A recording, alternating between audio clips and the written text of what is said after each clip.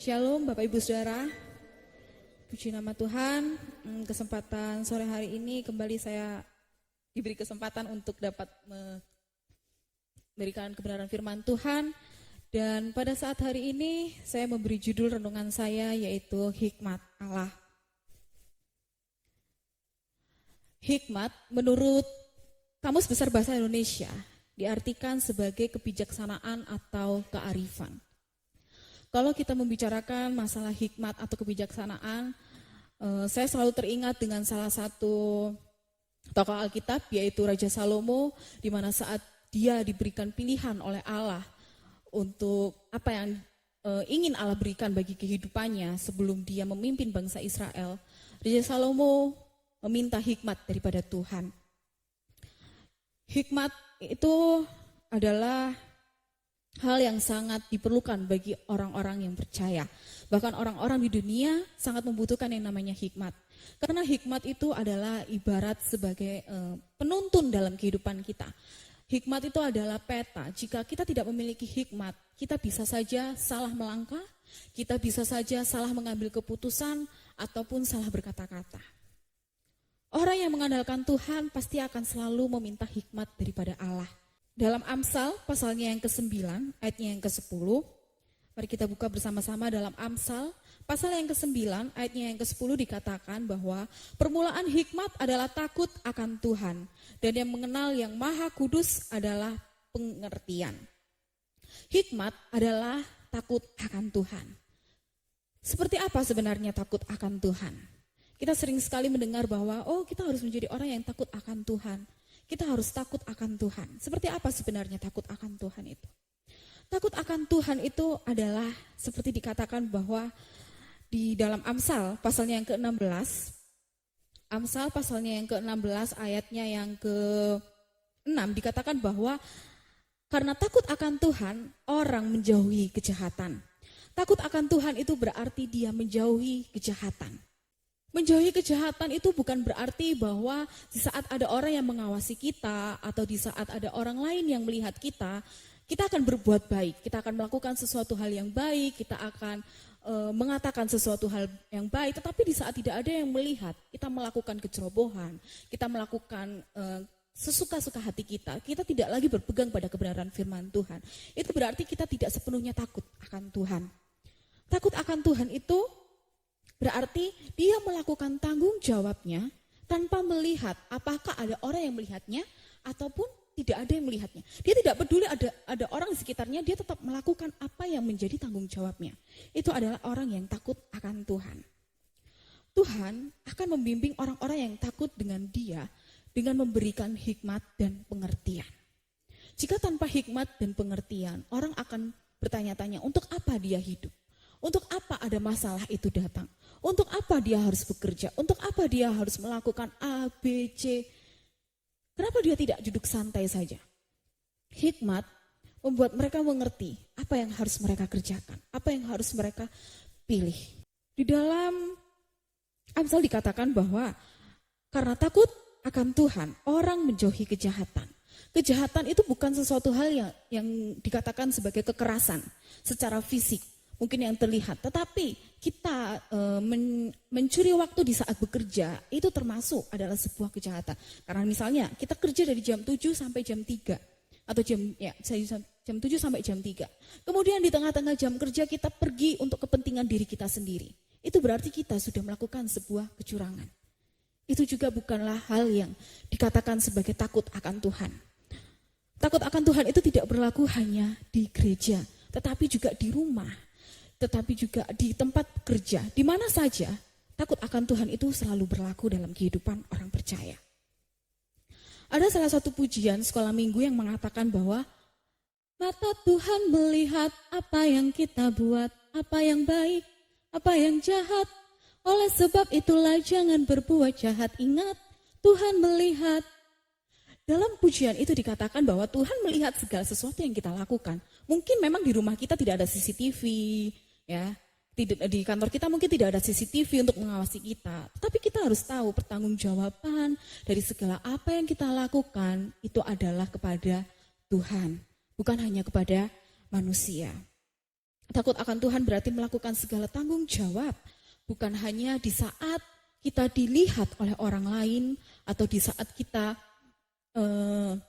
menjadi contoh di depan orang, tetapi dalam setiap detik kita harus bisa menjadi takut akan Tuhan.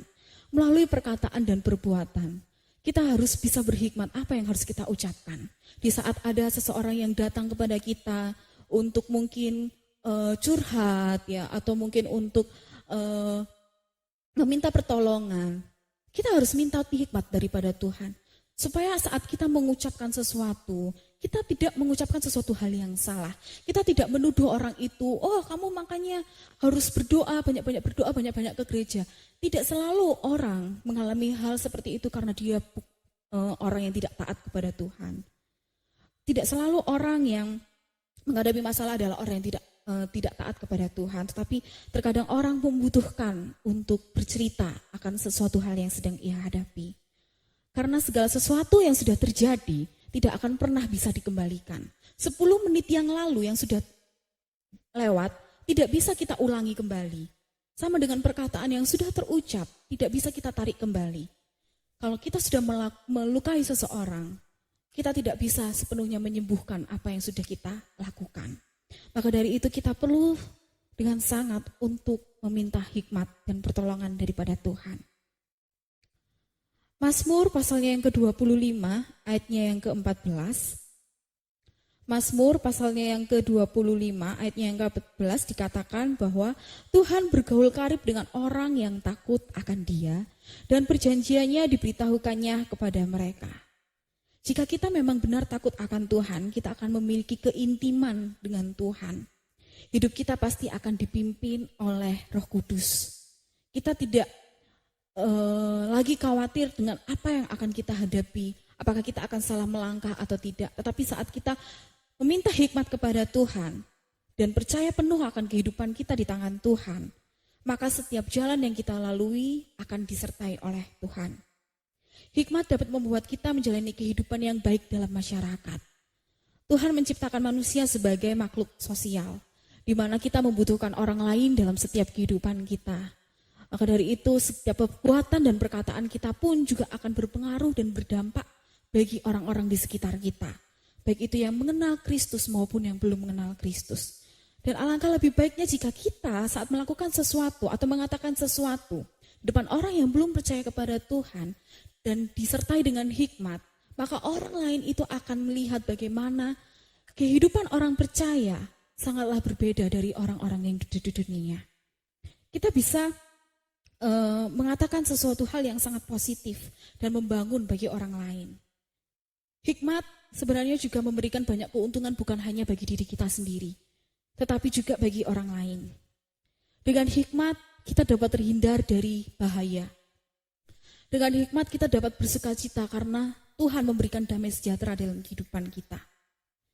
Dengan hidup berhikmat kita dapat menahan diri kita di saat ada orang yang mungkin melukai hati kita, di saat orang tidak cocok dengan kita. Kita dapat menahan diri kita untuk tidak marah, dapat menahan diri kita untuk tidak emosi, tidak mengeluarkan kata-kata kasar. Dan dengan hikmat kita tidak mudah tersinggung. Apapun yang dikatakan orang, kita tidak mudah sakit hati, tidak mudah tersinggung apa yang dilakukan oleh orang lain. Dan dengan hikmat kita dapat ditegur untuk dibangun. Karena tidak semua teguran itu adalah menjatuhkan, tetapi teguran itu adalah baik untuk meningkatkan kualitas hidup manusia. Jika kita telah mengetahui kebenaran dan tidak melakukannya, itu sama saja kita berbuat dosa di hadapan Allah. Karena kita tahu bahwa sesuatu hal yang kita lakukan itu salah, tetapi kita melakukannya, berarti kita sudah berdosa di hadapan Tuhan dan hidup tidak takut akan Tuhan. Dan tidak ada kata terlambat untuk kita memperbaiki kehidupan kita. Di saat Tuhan masih memberikan kita nafas kehidupan sampai detik ini, berarti Tuhan masih memberikan kita kesempatan untuk kita bisa memperbaiki kehidupan kita seturut dengan kehendak Dia. Hikmat yang diberikan oleh Allah kepada siapapun yang mau untuk hidupnya dipimpin oleh Roh Kudus. Hikmat tidak ada dijual di luar sana, Tetapi hikmat hanya didapatkan di dalam Kristus Yesus. Di saat kita meminta kepada Tuhan, maka Dia akan memberikan. Dan mari saat malam hari ini kita bersama-sama membangun keintiman kita di hadapan Tuhan. Agar setiap apa yang kita lakukan, itu semua berdasarkan dengan kehendak Tuhan, dengan hikmat Tuhan, sehingga kita tidak salah melangkah, kita tidak salah berkata-kata dan salah melakukan sesuatu, sehingga apa yang kita lakukan dapat kita pertanggungjawabkan dengan benar di hadapan Tuhan, dan apa yang kita lakukan dapat menjadi berkat bagi orang-orang di sekitar kita. Puji nama Tuhan.